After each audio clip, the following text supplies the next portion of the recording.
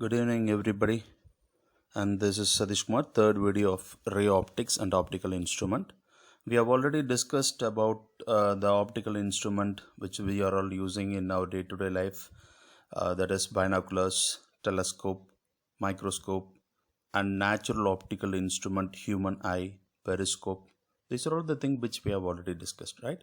Next, we have already seen in the last class about the defects of human eye, and that is myopia, hypermetropia, presbyopia, astigmatism, everything that is already discussed. I hope you already gone through this video. And next we are going to see about the optical instrument microscope. Okay. Microscope is an instrument that gives an enlarged image of minute object. Okay, which we have already seen in your biology lab, right? There are two types of microscopes are there. One is simple microscope and another one is compound microscope. While drawing the ray diagram itself, I already told you what is simple microscope. Simple microscope is nothing but a convex lens, right?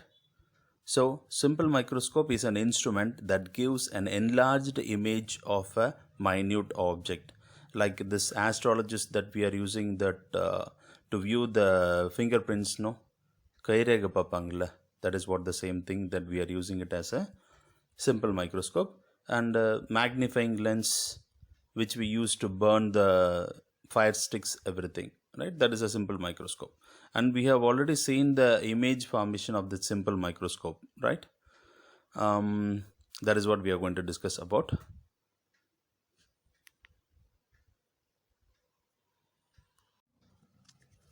As you can see here, the lens is held near the object and the focal length away or less. The eye is positioned close to the lens on the other side. That means if we want to magnify any object, that we are keeping on the other side of the lens and we are seeing on the other side of the lens. So both are two different sides.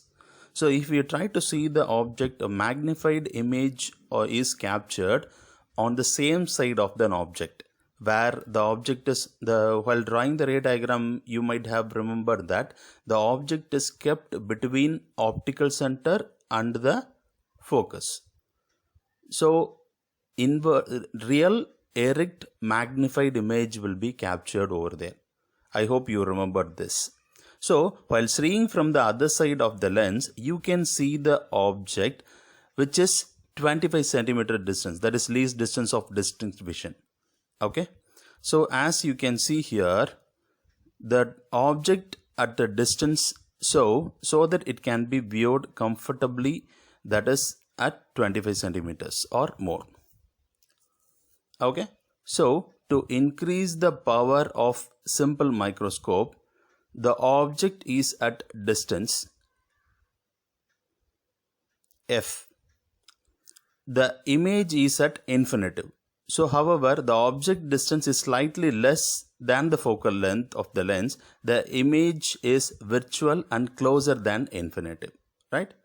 And therefore the image formed at infinitive is often considered more suitable for viewing by the relaxed eye. That is what we have already seen, right? The least distance of distinct vision.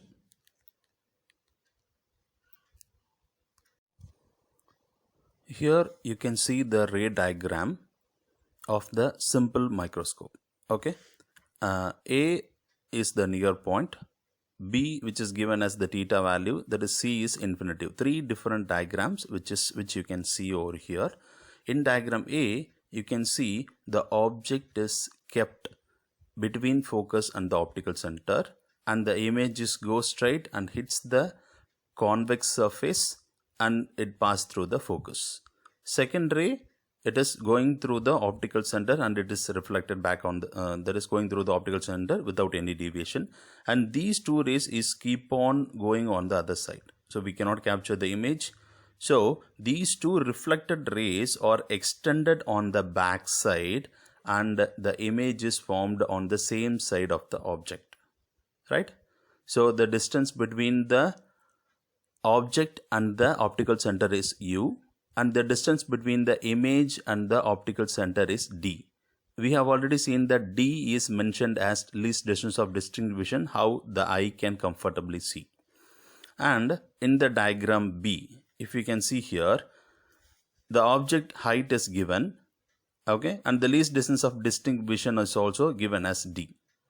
Okay, so the theta O, that is object, theta for the object O, theta O is given over here.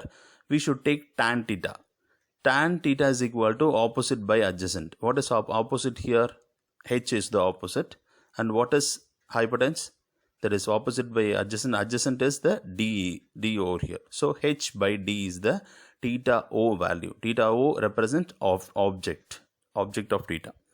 And second, in the diagram C, as you can see here, theta I, image which is formed at the time, what is the theta?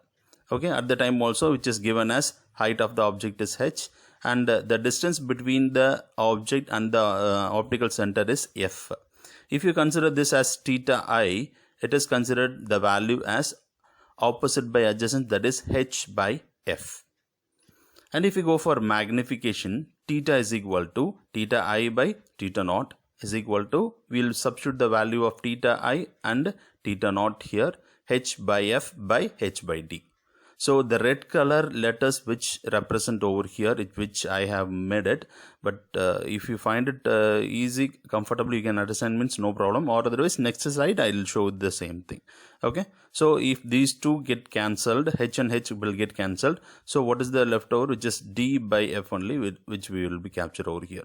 So for magnification, it should be greater than 1, means d value should be greater than f, that is theta I value should be greater than theta naught. Okay. Explanation for this, what is printed over here, I have given it in a written form in the next slide. If you find it difficult to understand this, go to that written part and you will understand that. Okay.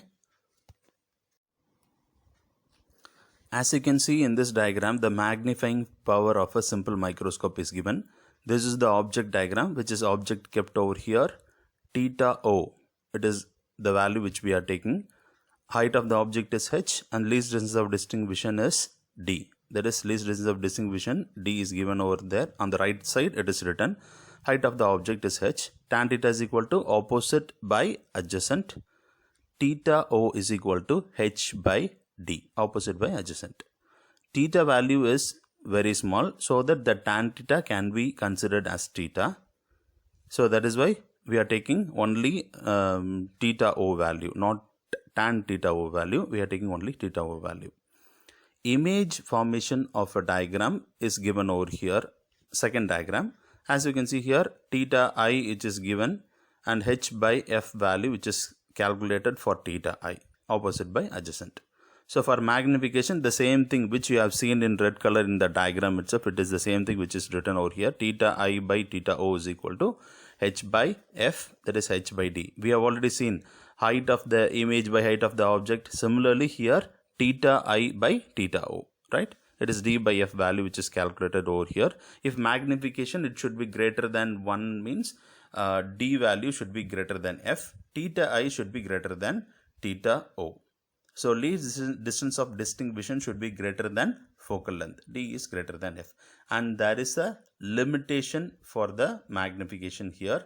Magnification can increase only up to certain limit, beyond which the image turns defective. Defective means if you go beyond magnification, it will become blur. So it will not be clear, right?